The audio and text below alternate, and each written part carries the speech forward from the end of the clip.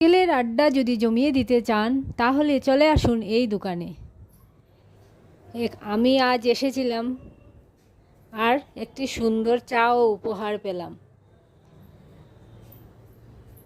সত্যি এই দোকানের চা খুবই সুস্বাদু। ভিডিওটি আপনারা দেখতে থাকুন আর চায়ের স্বাদ উপভোগ করুন। ভালো লাগলে লাইক, কমেন্ট, শেয়ার, সাবস্ক্রাইব অবশ্যই করে নেবেন। সঙ্গে থাকুন, সাথে থাকুন, পাশে থাকুন বন্ধুরা। ধন্যবাদ। শুভরাত্রি।